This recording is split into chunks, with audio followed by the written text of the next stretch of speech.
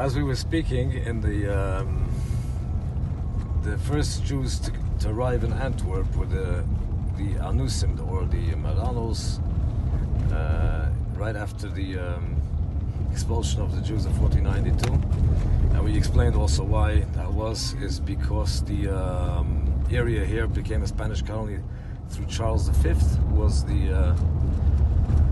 he inherited the Holy Roman Empire, and he also inherited this area from his side of the family, because he was the Duke of Flanders.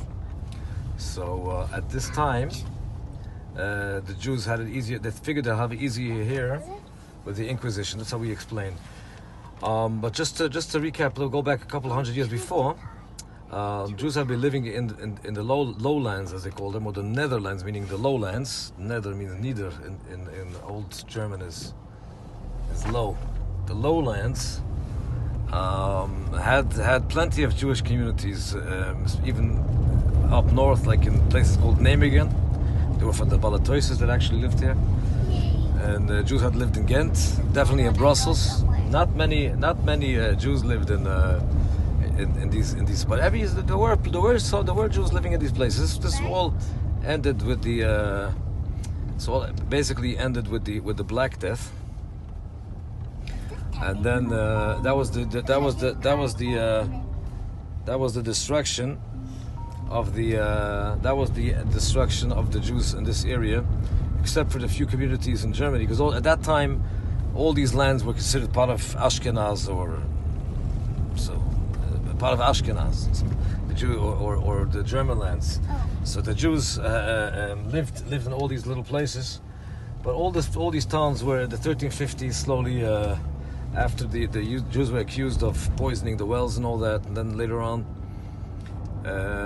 they didn't need much more excuses, and they met blood libels, and that was very common in those days. It was not the blood libel, but the libel of the desecration of the unholy host, meaning that was a piece of bread that the priest would give every Sunday, and they believed in a theology called I forget exactly what it's called, but meaning that when they actually eat this piece of bread, or they drink the wine, then they're getting what become one with JC. So at that time there were also a lot of heretics that didn't believe in this. It's for real people. They didn't take this on as serious as the church would like to. So to kill two birds with one feather, with one stone, they made a. Maybe get people inside. They had made a. Right at the elevator inside on. They had made a libel, which became very famous. That they would hire a guy to steal this wafer, or whatever it was called, the holy wafer, which was kept in the box in the church, and they would say that he was. They would say that he would go to the authorities and say that he was hired by the Jews to steal this host, and how the Jews would take it and they would stab it again to stab Yashka. And then and how there was a miracle that the blood came out of it and all that thing. And for that reason alone, like 8 Jews in 1367 were burnt at the stake in Brussels, for example. Yeah. What year? In 1367.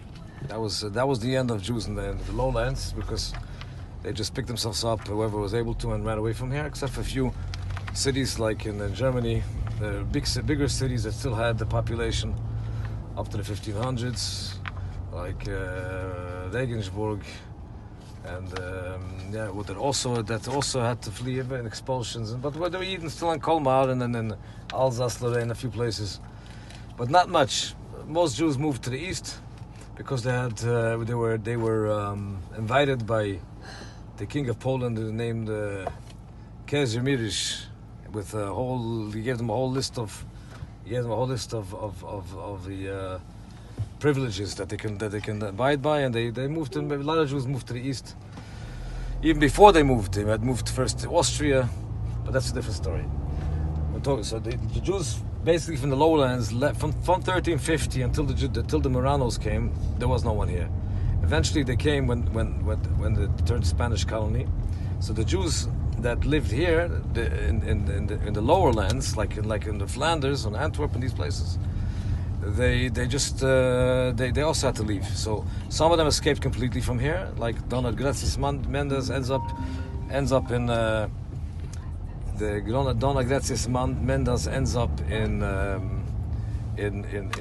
Venice, and then she moves on to she's also very, very famous about.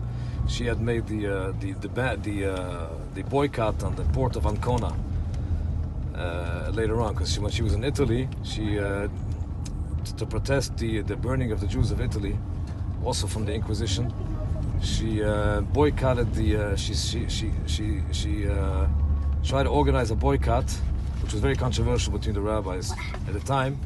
If they should have been done, should not have been done. Some sort of protest that no Jews should work with the port of Ancona, which was very, very important for the Italian economy. But it seems like it backfired.